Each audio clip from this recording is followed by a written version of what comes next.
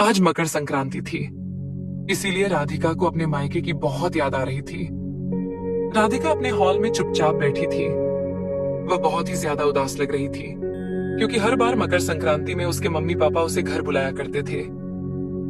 राधिका का पति अर्जुन उसके पास आया और बोला, क्या हुआ राधिका, तुम इतनी उदास क्यों बैठी हो? कुछ नहीं, बस ऐसे ही मम्मी पापा की याद आ रही थी। आज खिचड़ी है ना, हमारी शादी को 3 साल हो गए, लेकिन इन 3 सालों में ऐसी कोई खिचड़ी नहीं गई जब मम्मी ने मुझे बुलाया ना हो। राधिका ने कहा, बस राधिका, इतनी सी बात। अभी तो सुबह के 7 बज रहे हैं, पूरा दिन बाकी है। तुम बिल्कुल भी परेशान मत हो, भैया भाभी तुम्हें जरूर बुलाएंगे। तुम तो अपने भैया भाभी को बहुत अच्छी तरह से जानती हो कि वह दोनों तुमसे कितना प्यार करते हैं। फिर तुमने ऐसा कैसे सोच लिया कि वह तुम्हें नहीं बुलाएंगे? और अगर नहीं भी बुलाया तो कोई बात नहीं। राधिका, क्या पता उनकी कोई मजबूरी हो। तुम्हें याद है राधिका, जब हम दोनों पहली बार तुम्हारे यहाँ खिचड़ी में गए थे तो सारी तैयारी तुम्हारे भैया भाभी ने ही तो की थी, और हमारे जाने से वह लोग कितने खुश हो गए थे। अरे हाँ राधिका, मैं तो भूल ही गया। मम्मी ने बोला है कि मीनाक्षी दीदी आ रही है विक्रम जी के साथ, इसीलिए वह कह रही थी कि राधिका को बोल देना उड़द की दाल भिगो दे दही बड़ा बनाने के लिए। तुम तो जानती हो ना, जीजा जी को तुम्हारे हाथ के दही बड़े कितने पसंद है, इसीलिए उन्होंने फोन करके बोला है कि भाभी से कह देना मेरे लिए दही बड़े बना देंगी। और राधिका, तुम बिल्कुल भी परेशान मत हो, सब कुछ अच्छा ही होगा, ठीक है? अर्जुन कहकर राधिका किचन में चली गई और उड़द की दाल भिगो दी। तभी राधिका की सासू माँ शांति देवी की आवाज आई, बेटा थोड़ा सा पानी गर्म कर लेना, फिर दाल भिगोना, जिससे जल्दी फूल जाएगी, नहीं तो फिर बहुत समय लग जाएगा उसको फूलने में। राधिका ने अपनी सासू माँ की बात सुनी और उन्होंने जैसा कहा राधिका ने बिल्कुल वैसा ही किया। राधिका आज बहुत धीरे धीरे काम कर रही थी। उसका काम करने में बिल्कुल भी मन नहीं लग रहा था। रह रहकर उसे अपनी मम्मी और पापा की याद आ रही थी। वह मन ही मन में सोच रही थी कि उसके मम्मी पापा इस दुनिया में नहीं रहे तो क्या उसका मायका खत्म हो जाएगा? क्या उसके भैया भाभी रिश्ता नहीं चलाएंगे? नहीं नहीं, ऐसा नहीं हो सकता। अभी तो पूरा दिन पड़ा है, क्या पता भैया भाभी का फोन आ जाए या फिर भैया खिचड़ी लेकर आ ही जाए। मुझे इस तरह से निराश नहीं होना चाहिए। राधिका ने दही बड़ा बना लिया था। तभी उसकी सासू माँ किचन में आई और बोली, क्या हुआ राधिका बहू, आज तुम्हारे चेहरे पर वह खुशी दिखाई नहीं दे रही जो हमेशा खिचड़ी में हुआ करती थी। तुम्हारी तबीयत तो ठीक है ना? राधिका ने कहा, जी मेरी तबीयत एकदम ठीक है, बस सिर में थोड़ा सा दर्द हो रहा है, इसीलिए चेहरा उतरा हुआ लग रहा है। ठीक है बहू, तुम जाकर अपने रूम में आराम करो और सिर दर्द की दवा भी खा लेना, खिचड़ी मैं बना लूंगी। अभी दामाद जी और बिटिया रास्ते में है, तब तक तुम्हें 1 घंटे का आराम मिल जाएगा तो तुम्हारी तबीयत भी थोड़ी ठीक हो जाएगी। जाओ तुम दवा खाकर आराम करो, किचन का काम मैं देख लूंगी। राधिका ने भी सोचा कि थोड़ी देर वह आराम कर लेगी तो शायद उसके दिमाग से यह सब बातें निकल जाएंगी, और वह अपने रूम में चली गई। लगभग आधे घंटे की नींद के बाद राधिका को बड़ा ही आराम मिला। वह तैयार होकर नीचे पहुंच गई क्योंकि दीदी और जीजा जी आने वाले थे। थोड़ी देर के बाद दरवाजे की घंटी बजी। अर्जुन ने जाकर दरवाजा खोला तो सामने देखा कि मीनाक्षी दीदी और विक्रम जी खड़े हुए थे। अर्जुन ने दोनों के पैर छुए और उन्हें घर के अंदर लेकर गया। राधिका ने आकर दीदी और जीजा जी को नमस्ते किया और फिर उनके लिए चाय नाश्ता लेने के लिए चली गई। जब राधिका किचन में पहुंची तो उसने देखा कि उसकी सासू माँ ने चाय नाश्ते का इंतजाम कर रखा था। राधिका की सासू माँ ने कहा, बहू तुम आ गई, अब तुम्हारी तबीयत कैसी है? सिर दर्द में कुछ आराम मिला? राधिका बोली, जी मम्मी जी, पहले से काफी आराम है। बहू मैंने चाय नाश्ता ट्रे में लगा दिया है, मैं नमकीन और बिस्किट लेकर जा रही हूँ, तुम चाय लेकर आ जाओ। जी मम्मी जी, कहकर राधिका चाय की ट्रे लेकर हॉल में पहुंची। अर्जुन अपनी दीदी और जीजा के साथ मस्ती करने में लगा हुआ था। दरअसल अर्जुन और विक्रम के बीच में जीजा साले का रिश्ता कम, दोस्ती का ज्यादा था। इस बात से राधिका की सासू माँ बहुत ही खुश थी कि उनका दामाद और उनका समधी आना बहुत ही अच्छा है। सभी लोग एक साथ बैठकर चाय नाश्ता करने लगे और थोड़ी देर तक आपस में बातें करते रहे। तभी विक्रम ने कहा, भाभी अब जल्दी से खिचड़ी ले आओ और फिर उसके बाद मुझे मेरे दही बड़े खिला दो, जिनका मैं बेसब्री से इंतजार कर रहा हूँ। और मेरे लिए खिचड़ी थोड़ी कम ही निकालना, क्योंकि मुझे तो दही बड़े खाकर अपना पेट भरना है। मैं तो आपके हाथ से बने हुए दही बड़े खाने का इंतजार करता रहता हूँ। जीजा जी की बातें सुनकर मीनाक्षी खिलखिलाकर हंसने लगी और अपनी मम्मी से बोली, मम्मी, विक्रम वहां पर सबसे ज्यादा भाभी के दही बड़े की बहुत तारीफ करते हैं और विक्रम ने कई बार वहां पर अपनी मम्मी से दही बड़े बनवाए, लेकिन उन्होंने हर बार उनसे यही कहा कि वह भाभी वाला टेस्ट नहीं आता। वह तो कभी कभी मजाक में कहते हैं कि मुझे राधिका के पास जाकर दही बड़े बनाना सीखना होगा। मीनाक्षी ने राधिका से कहा, भाभी सच सच बताओ, आप कैसे बना लेती हो इतने अच्छे दही बड़े? पता नहीं क्यों आज राधिका को अपने मम्मी पापा की कुछ ज्यादा ही याद आ रही थी। जैसे ही मीनाक्षी ने कहा कि भाभी तुमने दही बड़े बनाने की सीख कहां से ली, ये सुनते ही राधिका की आंखों में आंसू बरसने लगे। मीनाक्षी तुरंत उठकर अपनी राधिका भाभी के पास गई और उन्हें गले से लगा लिया। क्या हुआ भाभी, कुछ गलत कह दिया मैंने? आप इस तरह से रोने क्यों लगी? या फिर घर में किसी ने कुछ कहा है तो मुझे बताओ, मैं अभी सबकी क्लास लेती हूँ। किसने मेरी भाभी को परेशान किया है? नहीं नहीं दीदी, किसी ने कुछ भी नहीं कहा, बस मुझे मेरी मम्मी की याद आ गई, क्योंकि यह दही बड़े बनाना तो मम्मी ने ही सिखाया था। आपको पता है दीदी, मम्मी जब दही बड़े बनाती थी तो पापा बहुत खुश हो जाते थे और मैं पापा से पूछती थी कि आपको मम्मी के हाथ के दही बड़े इतने क्यों पसंद है? तो पापा मुझसे कहते, बेटा तेरी मम्मी ये दही बड़े बहुत प्यार से बनाती है। बेटा कहने को तो ये दही बड़े हैं, लेकिन तुम्हें नहीं पता, जब मैं तुम्हारी मम्मी से दही बड़े बनाने के लिए कहता हूँ तो उनके चेहरे पर जो खुशी आती है वह तुमने अभी तक नहीं देखी, और वह बहुत ही मन से प्यार से मेरे लिए दही बड़े बनाती है। तो फिर तारीफ करना तो बनता ही है ना। देखना, जब तुम दही बड़े बनाने लग जाओगी और कोई उनकी बहुत तारीफ करेगा तो तुम्हें हमेशा अपनी मम्मी की याद आएगी। और अब मेरे मम्मी पापा तो रहे नहीं, बस इसीलिए मेरी आंखों में आंसू आ गए। तभी राधिका की सासू माँ शांति देवी भी राधिका के पास आ गईं और बोली, बहू क्या मैं तुम्हारी माँ नहीं हूँ? माना कि मैं तुम्हारी माँ की जगह नहीं ले सकती, लेकिन मैं तुम्हारी माँ की तरह प्यार करने की कोशिश जरूर करूंगी। तुम बिल्कुल भी परेशान मत हो। राधिका ने अपनी आंखों से आंसू पोंछ लिए और चेहरे पर एक प्यारी सी मुस्कान ले आई, जिसे देखकर सबके चेहरों पर मुस्कान आ गई। राधिका ने जल्दी से गर्मा गर्म खिचड़ी बनाई और सबके लिए लगा दी। खिचड़ी खाने के बाद सब लोग आराम से बैठ गए और थोड़ी देर बाद राधिका सबके लिए दही बड़े निकाल कर ले आई। सबने बहुत ही चाव से दही बड़े खाए। थोड़ी देर आराम करने के बाद विक्रम जी और मीनाक्षी अपने घर वापस चले गए और मीनाक्षी कुछ दिनों के लिए यहीं रुक गई। शाम के 4 बज गए थे। राधिका ने सबके लिए चाय बनाई और सबने चाय नाश्ता किया। राधिका की आंखों में अभी भी अपने भाई रोहन का इंतजार था। सभी लोग बैठे हुए थे। तभी दरवाजे की घंटी बजी। राधिका को लगा कि उसके भैया होंगे। वह अपने कमरे से दौड़कर दरवाजा खोलने गई तो उसने देखा कि सामने उसकी भाभी प्रियंका खड़ी थी। प्रियंका को देखकर राधिका ने उन्हें गले से लगा लिया और फूट फूट कर रोने लगी। भाभी, भैया कहाँ हैं? वह क्यों नहीं आए? और आप लोगों ने मुझे खिचड़ी खाने के लिए घर क्यों नहीं बुलाया? ऐसे ही कई प्रश्न राधिका ने अपनी भाभी से पूछ लिए। तभी वहां दरवाजे पर अर्जुन भी आ गए थे। उन्होंने राधिका से कहा, राधिका अपने प्रश्न तुम बाद में पूछ लेना, पहले भाभी को अंदर तो आने दो। देखो वह कितनी परेशान लग रही है। तभी राधिका को एहसास हुआ कि हाँ, भाभी तो बहुत परेशान है और उसने भी एक के बाद एक करके उनसे कई सवाल पूछ लिए।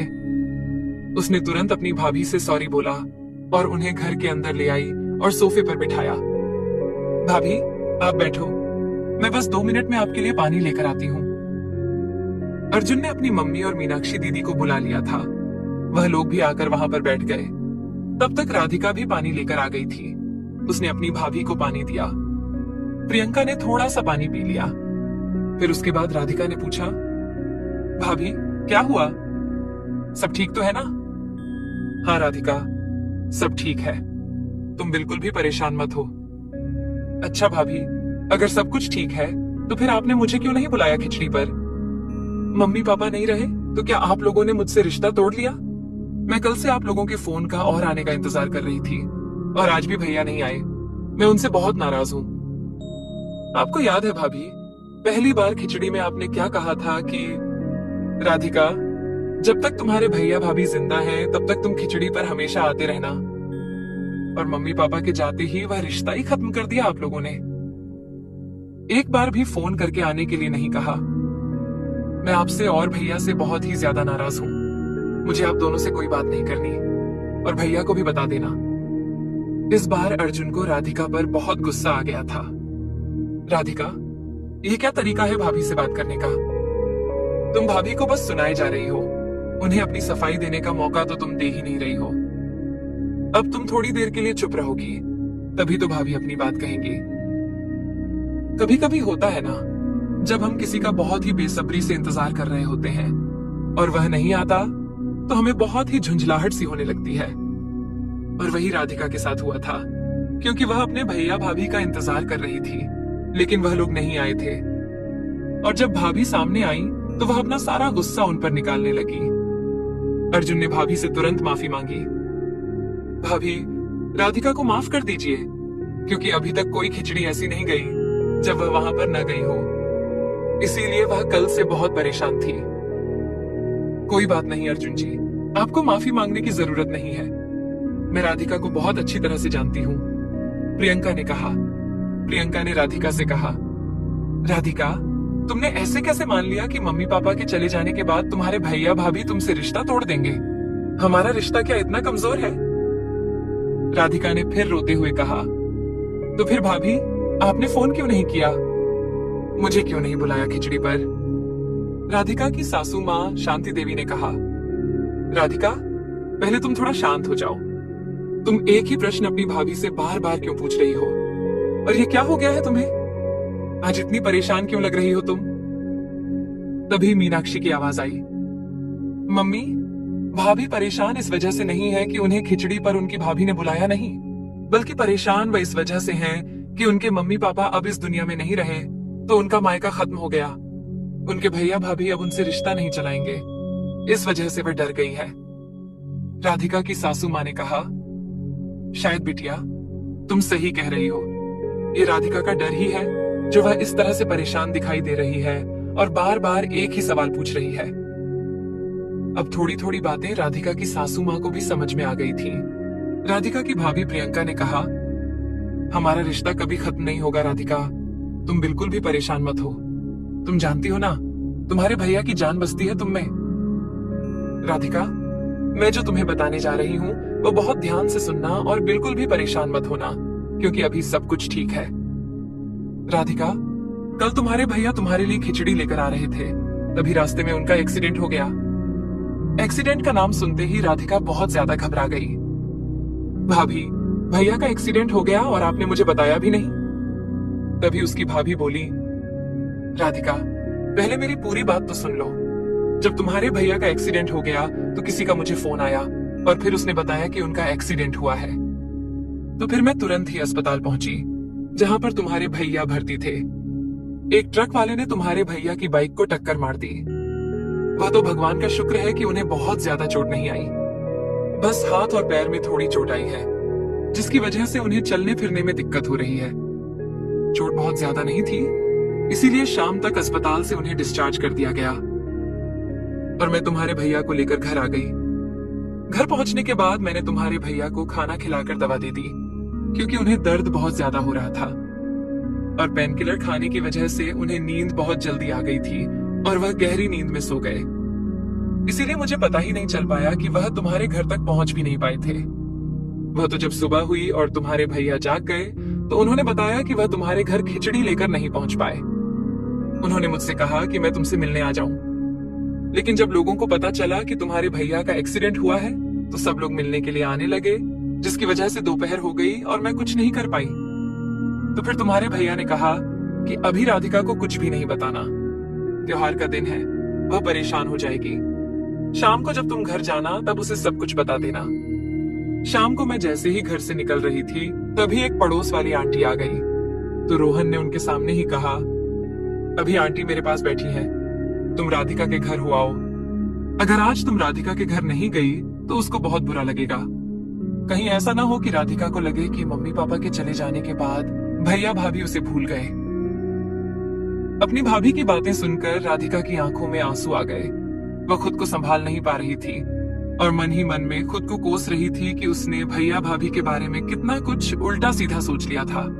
राधिका अपनी भाभी के गले लग गई और उनसे माफी मांगने लगी। तभी अर्जुन ने कहा, राधिका तुम जल्दी से तैयार हो जाओ, हम दोनों भाभी के साथ चलते हैं भैया को देखने के लिए। राधिका की सासू माँ और मीनाक्षी थोड़ी देर तक प्रियंका से बैठकर बातें करती रहीं। तब तक अर्जुन और राधिका दोनों तैयार होकर आ गए और फिर तीनों साथ में निकल गए। जैसे ही राधिका घर पहुंची, वह भागते हुए अपने भैया रोहन के कमरे में चली गई। पीछे पीछे प्रियंका और अर्जुन भी आ गए। जैसे ही रोहन ने राधिका को देखा, वह तुरंत बोले, आ गई मेरी गुड़िया रानी, कब से मैं तेरा ही इंतजार कर रहा था।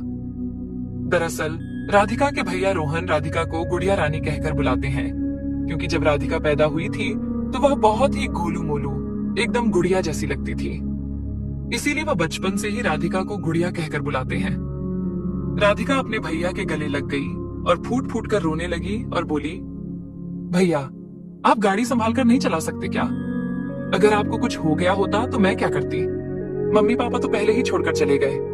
अगर अब आपको कुछ हो गया तो मैं क्या करूंगी? अरे बस बस, शांत हो जा मेरी गुड़िया रानी, कितना रोती हो तुम? जब देखो तब छोटी छोटी बातों पर टेसुए बहाती रहती हो, भैया ने कहा। रोहन ने अर्जुन से कहा, अर्जुन इसे मुझसे दूर करो, वरना रो रो कर ये मेरी शर्ट गीली कर देगी और रोते रोते इसकी नाक बहने लग जाएगी, वह अलग। राधिका के भैया की बातें सुनकर सभी लोग हंसने लगे थे और वह आंटी जो वहां पर बैठी हुई थी, उन्होंने कहा, बहू अब जाओ, तुम खिचड़ी बनाने की तैयारी करो। आखिर तुम्हारी ननद खिचड़ी खाने के लिए घर आई है और फिर मैं भी अब अपने घर के लिए निकलती हूँ। मुझे भी देर हो रही है। तुम्हारे अंकल आ रहे होंगे, अगर वह मुझे नहीं देखेंगे तो फिर घर में कोहराम मचा देंगे। राधिका की भाभी प्रियंका ने उन्हें धन्यवाद कहा और वह आंटी वहां से चली गई। राधिका की भाभी किचन में चली गई और उसके लिए खिचड़ी बनाई और अर्जुन और राधिका बैठकर अपने भैया से बातें करने लगे। तब तक प्रियंका खिचड़ी बनाकर ले आई और सबने साथ में बैठकर थोड़ी थोड़ी खिचड़ी खाई। अर्जुन ने राधिका से कहा, राधिका मैं चलता हूँ, घर पर माँ इंतजार कर रही होंगी। तुम आराम से कल या परसों में जब आना हो तो मुझे फोन कर देना, मैं तुम्हें लेने आ जाऊंगा। दरअसल राधिका के मायके और ससुराल के बीच में कुछ खास बहुत ज्यादा दूरी नहीं थी, 15 से 20 मिनट का रास्ता था। अर्जुन ने भैया भाभी से विदा ली और अपने घर के लिए निकल गया। थोड़ी देर तक राधिका अपने भैया भाभी के पास बैठी रही। फिर राधिका की भाभी ने कहा, राधिका अब तुम थोड़ी देर अपने रूम में जाकर आराम कर लो, फिर रात के खाने में हम लोग मिलते हैं, ठीक है? ठीक है भाभी, कहकर राधिका अपने रूम में चली गई। जैसे ही राधिका अपने रूम में पहुंची, वहां पर एक फोटो फ्रेम देखा जिसमें राधिका के मम्मी पापा, राधिका, अर्जुन और उसके भैया भाभी सभी लोग थे। दरअसल ये फोटो उस समय की थी जब राधिका की शादी थी। जयमाल के समय पर सबने एक साथ फोटो खिंचवाई थी। उसी फोटो फ्रेम में राधिका ने जब अपने मम्मी पापा को देखा तो उसकी आंखों में आकाम। आशा करती हूँ आपको हमारी कहानी अच्छी लगी होगी। अगर आपको हमारी कहानी अच्छी लगी तो वीडियो को लाइक और शेयर करें, चैनल को सब्सक्राइब करें। वीडियो देखने के लिए आपका धन्यवाद।